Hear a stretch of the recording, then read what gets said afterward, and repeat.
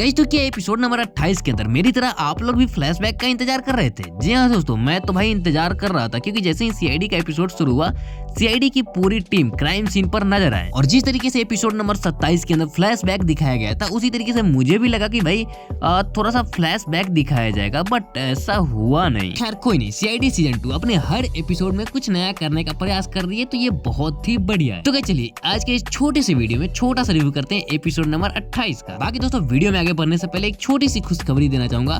दोस्तों आज मेरा बर्थडे यानी 24 मार्च को मेरा बर्थडे है और आज ही के दिन भाई मेरा चैनल मोनेटाइजेशन के लिए एलिजिबल हो गया। हालांकि ये वीडियो आप लोगों को कल देखने को मिलेगा यानी 25 तारीख को। बाकी दोस्तों अभी आधा मोनेटाइजेशन हुआ है, मतलब कि अभी सिर्फ सुपर चैट और सुपर थैंक्स वगैरह आप लोग भेज सकते हो। बाकी उसके अलावा एड्स वाली मोनेटाइजेशन भी 10 दिनों के अंदर लगभग हो जाएगी। तो बस ऐसे ही आप लोग थोड़ा सा सपोर्ट दिखाते रहिए। बाकी चलिए दोस्तों सीधा टॉपिक पे आते हैं। तो दोस्तों एपिसोड नंबर 28 बहुत ही बढ़िया और बहुत ही जबरदस्त एपिसोड रही, लेकिन दोस्तों इस एपिसोड के अंदर जो कमी मुझे नजर आई, सबसे पहले तो भाई फोरेंसिक टीम गायब। और दोस्तों फोरेंसिक टीम के बिना भी बहुत सारे केस सॉल्व हुए हैं, लेकिन वो इस तरीके के केस नहीं होते हैं। और इस केस के अंदर एक कंकाल मिलता है, एक खोपड़ी, इस तरीके से पूरी बॉडी एक पुतले के अंदर मिलती है, जिसका अच्छे से पोस्टमार्टम होना बहुत ज्यादा जरूरी है। लेकिन ऐसा कुछ होता नहीं है।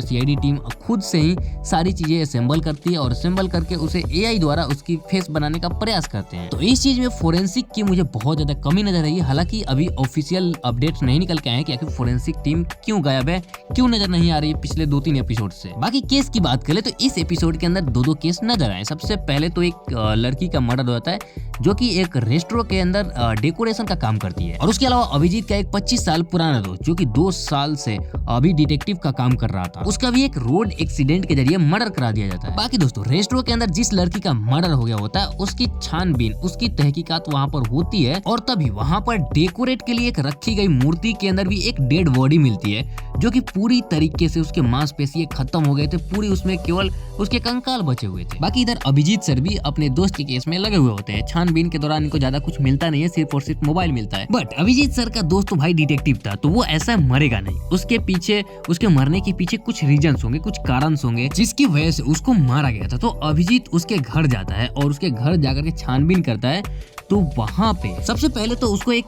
लेटर मिलता है जिस पर सिर्फ और सिर्फ एक नाम लिखा होता है, वृंदा। और उसके बाद वहां पर एक चेस बोर्ड रखा होता है जो कि एक पूरी तरीके से सीक्रेट लॉकर था। वहां पर सिर्फ एक पासे को सही क्रम में सजाने से, सही क्रम में रखने पर वो लॉक खुल जाता था। और वहीं हुआ अभिजीत थोड़ा सा वहां पे माइंड चला करके एक पासे को चेंज करता है, और चेंज करने के बाद नीचे से लॉक खुलता है और उसके अंदर से मिलती है एक चाबी। और वहीं दूसरी तरफ रेस्टोरेंट वाले केस में दया और उसकी टीम लगे होते हैं, और वहां पर काफी ज्यादा पूछताछ के दौरान भी कुछ नहीं मिलता है।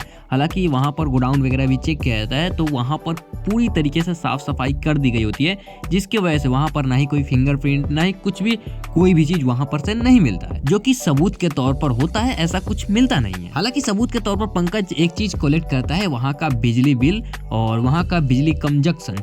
वहां पर उस दिन बिजली कंजक्शन काफी ज्यादा हाई था, जो कि नॉर्मल दिन में वहां पर बिजली कंजक्शन सिर्फ 200 यूनिट होता है। और 12 मार्च को यानी कि जिस दिन पुतले के अंदर डेड बॉडी छुपाया गया था, उस दिन रात के मतलब कि लगभग 800 यूनिट बिजली यूज किए गए थे। और इससे एक चीज क्लियर हो जाता है कि 12 मार्च को ही किसी को मार करके उस पुतले के अंदर डाल दिया गया था। और फिर उसके बाद उस रेस्टोरेंट के बाहर रोड पे कुछ सीसीटीवी लगे होते हैं, तो 12 मार्च की सीसीटीवी रिकॉर्डिंग देखी जाती है जहां पर एक कार नजर आती है, जिसके बारे में छानबीन करते हुए सीआईडी टीम पहुंचती है, दया की टीम पहुंचती है एक लेडीज के घर में। हालांकि वहां पे पहुंचने के बाद ऑलरेडी अभिजीत वहां पर पहले से पहुंचा होता है, वो अपने दोस्त के केस में। और वहां पे पहुंचने के बाद वहां पे सारी चीजें क्लियर हो जाती है कि वहां पर मिसेज वृंदा के केस के तहकीकात के दौरान, और मिस वृंदा का केस ये था कि उसका पति हरीश 12 मार्च से ही गायब था, और उसी केस के तहकीकात में अभिजीत के दोस्त का मर्डर हुआ था। और यहाँ से एक और चीज क्लियर हो जाता है कि पुतले के अंदर जो डेड बॉडी सीआईडी टीम को मिली है, वो डेड बॉडी हरीश का ही है, जो कि वृंदा का पति है, जो कि 12 मार्च से गायब है, उन्हीं का डेड बॉडी है। खैर दोस्तों दया और अभिजीत का थोड़ा सा कन्वर्सेशन होता है गाड़ी के अंदर, जिसमें वो लोग बात करते हैं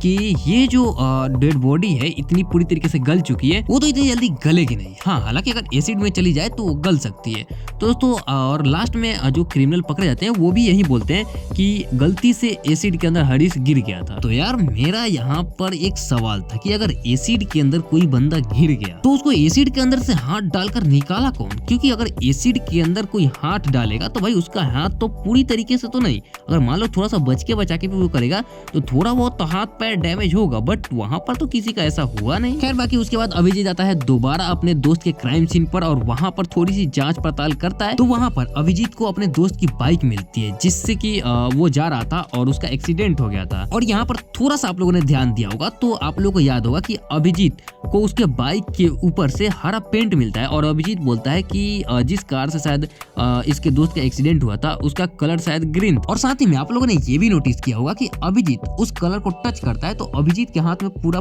ग्रीन लग जाता है। तो भाई हमको एक सवाल था कि भाई ऐसा भी कोई गाड़ी का कलर होता है क्या जिससे कि अगर एक्सीडेंट हो और उसे टच किया जाए तो वो पाउडर की तरह हाथ में लग जाए? भाई मुझे तो ऐसा कोई कलर नजर नहीं आता। हालांकि ये छोटी मोटी गलतियां हैं तो ये तो चल सकती है, बट मैंने नोटिस किया था तो सोचा आप सबको बता दे। बाकी इस पर आप लोगों की क्या ओपिनियन है बताइएगा कमेंट में।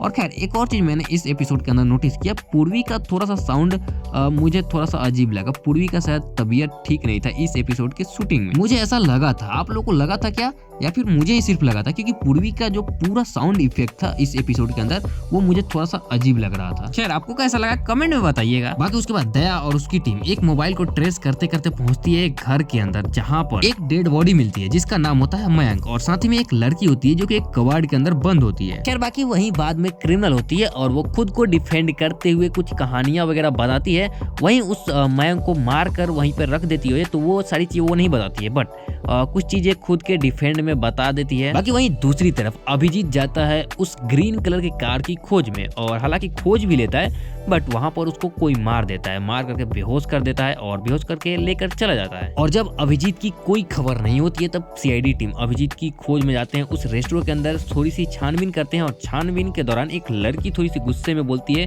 कि छानबीन के चलते आप लोगों ने मेरी पूरी रेस्टोरेंट के सारे सामान को इधर उधर कर दिए और अच्छा हुआ कि आप लोग के आने से पहले जो सामान का टेम्पो था वो वापस चला गया, नहीं तो आप लोग उसे भी इधर उधर कर देते। खैर बाकी दोस्तों इस एपिसोड का सबसे बड़ा झोल यहीं पर था। इस एपिसोड के अंदर इतना बड़ा झोल दिखाया गया है, आप लोगों ने शायद नहीं नोटिस किया होगा, लेकिन मैं आप लोगों को दिखाता हूँ यार, मैं आप लोगों को नोटिस कराता हूँ। तो देखो सबसे पहले आप लोगों ने ये चीज तो देखा होगा कि पूर्वी को किस तरीके से टेम्पो के अंदर चढ़ाया जाता है, लेकिन जब टेम्पो के अंदर चढ़ाया जाता है तो टेम्पो का आप लोगों ने गेट देखा था, वो पूरी तरीके से पैक्ड था। यानी कि वो एक पूरा पैक्ड टेम्पो था जिसके अंदर पूर्वी को चढ़ाया गया था। लेकिन जब यहाँ से साइड व्यू से दिखाया जाता है, जब सीआईडी की गाड़ी की तरफ से व्यू दिखाया जाता है तो वो भाई पूरा ट्रक मतलब कि खुला था, एकदम खुले टाइप पे था। और फिर वहीं आप लोगों ने नोटिस किया होगा जब पूर्वी उतरती है तो वहां पर भी आप लोगों ने नोटिस किया होगा कि भाई ट्रक तो पूरा खुला था, लेकिन जब पूर्वी चढ़ती है तो आप लोगों ने देखा होगा कि ये ट्रक पूरी तरीके से पैक्ड है। खैर यहाँ पर इस चीज को आप लोगों ने नोटिस किया था, बताइएगा कमेंट में। बाकी दोस्तों एक और चीज जो कि सीआईडी वालों ने शायद ध्यान नहीं दिया या फिर जरूरी नहीं समझा इस चीज को बताना, बट